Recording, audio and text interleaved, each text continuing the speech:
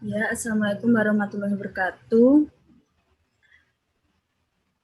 Terima kasih kesempatannya. Jadi saya Bayi Natur Rofiah, perwakilan dari KKN Yogyakarta 1, KKN Yogyakarta 1.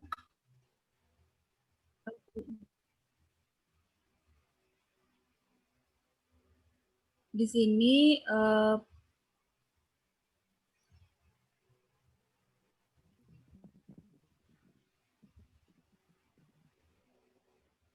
kami mengambil tema dengan berkaitan dengan proyek pengembangan di desa dengan judul pengoptimalisasian peran mahasiswa dalam pencegahan, penanggulangan, dan upaya peningkatan taraf kehidupan masyarakat di desa, Melikan Kidul, Kecamatan Bantul, Kabupaten Bantul, Provinsi Daerah Istimewa Yogyakarta di masa pandemi COVID-19.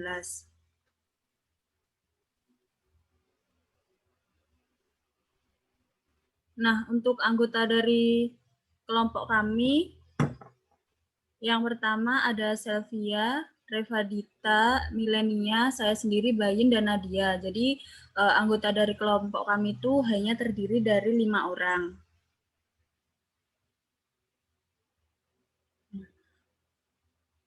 Hadir semua ya? Iya, hadir semua, Pak. Untuk target hasil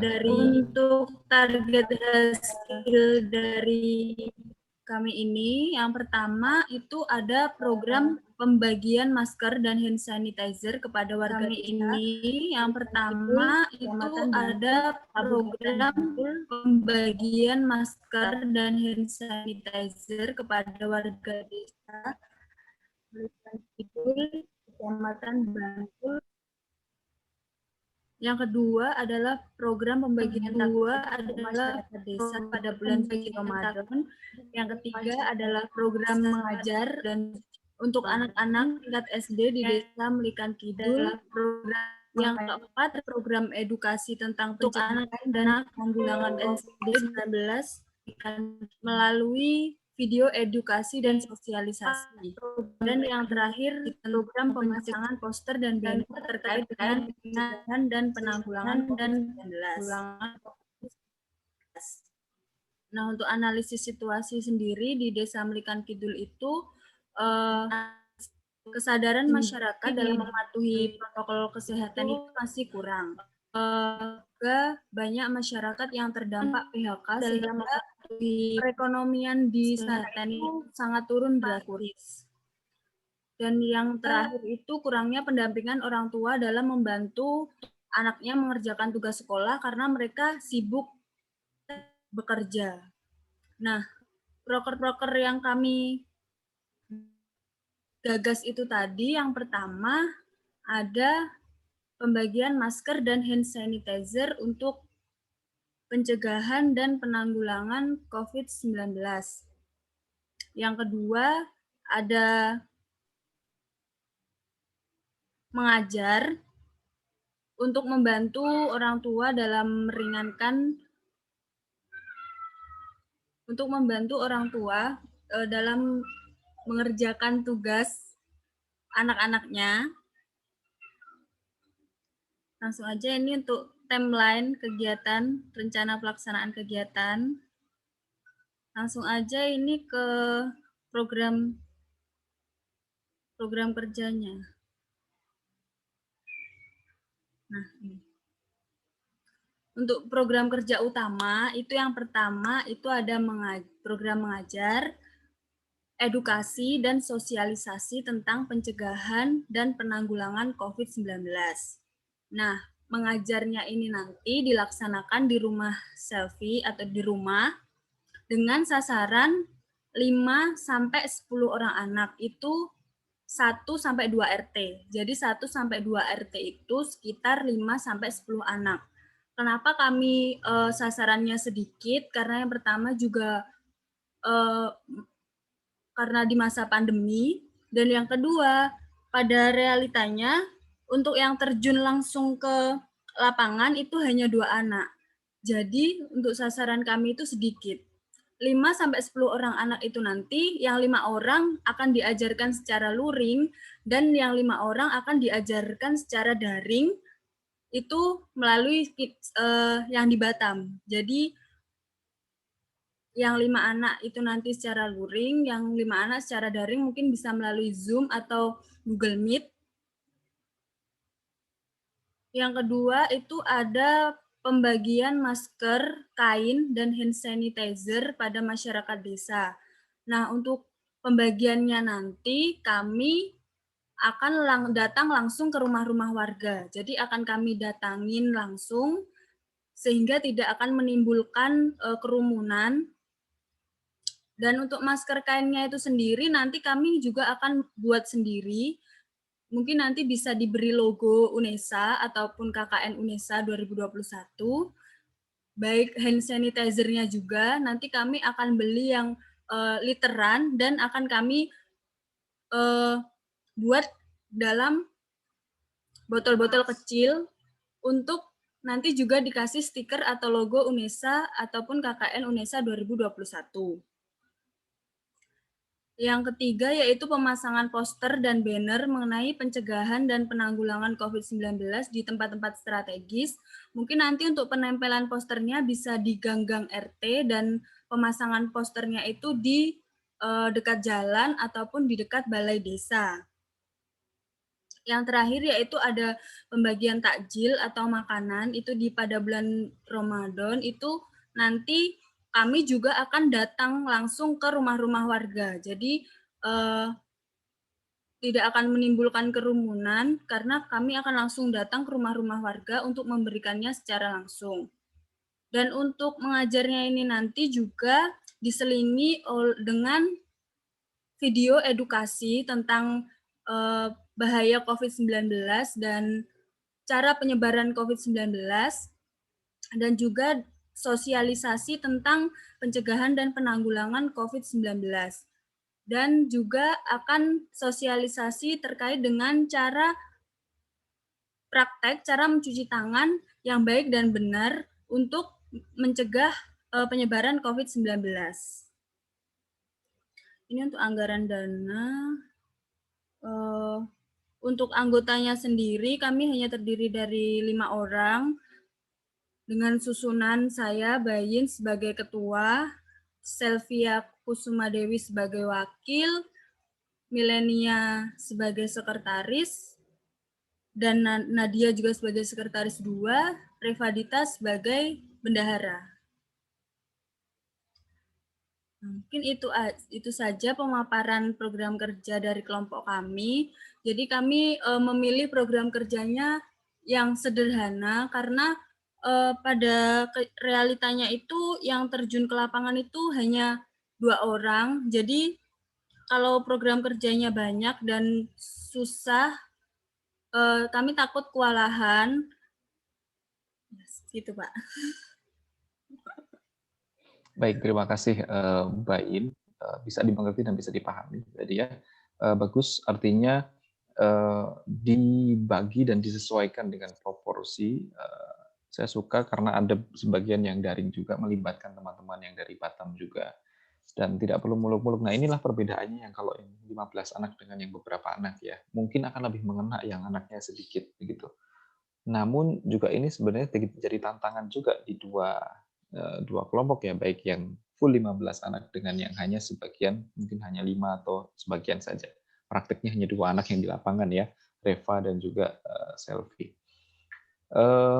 Tidak masalah mengajar, pembagian masker dan yang lain-lain tidak masalah karena hanya sedikit, saya tidak terlalu khawatir ya.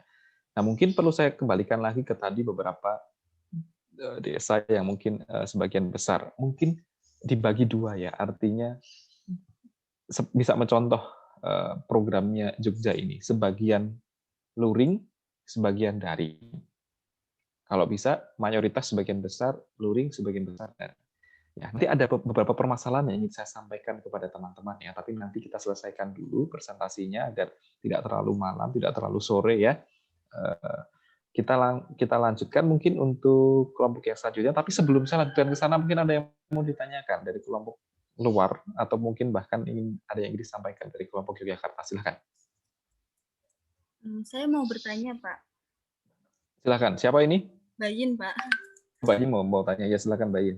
Terkait dengan kan biasanya itu kan ada pembagian link untuk pengisian surat, untuk pengisian data desa dan sebagainya. Nah, itu yang mengisi saya mengisi, Selfie juga mengisi, apa saya saja, Pak?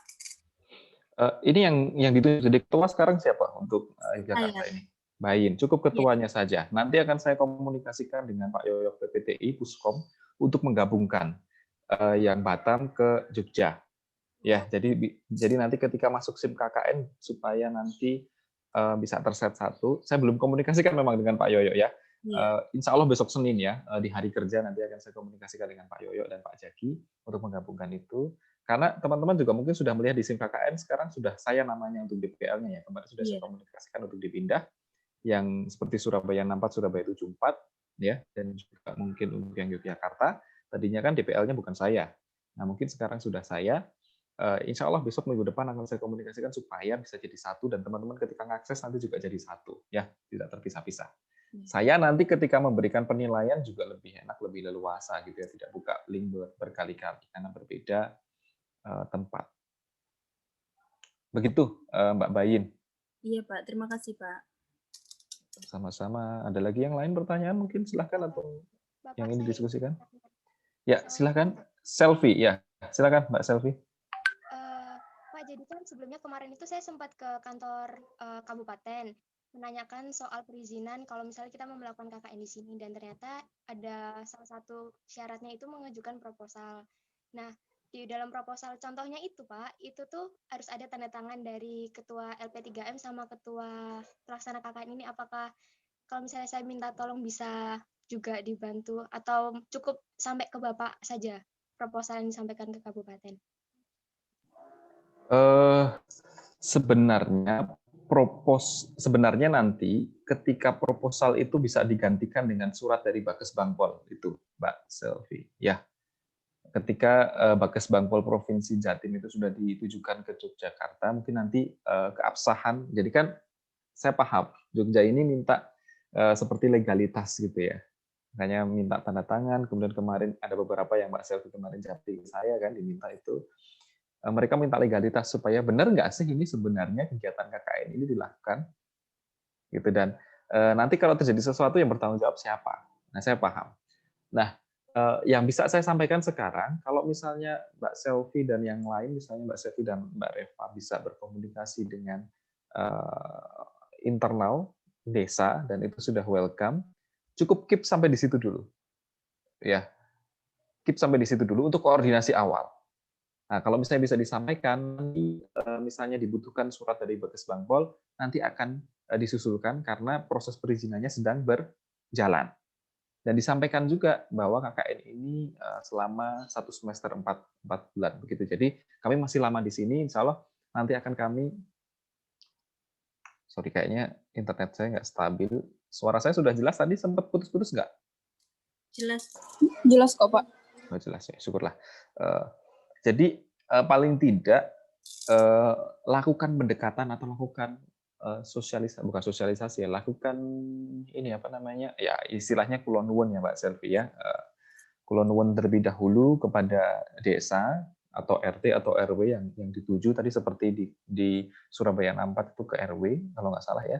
Nah kalau sana sudah menerima, teman-teman stop di situ dulu sambil nanti jalan. Kalau surat dari Bakes Bangpol Provinsi Jatim dan juga dari yang teman-teman isikan tadi itu sudah keluar nanti, misalnya langsung dari UNESA karena pengalamannya tahun lalu KKN yang tahun lalu itu Bakes Bangpol itu alot banget ya.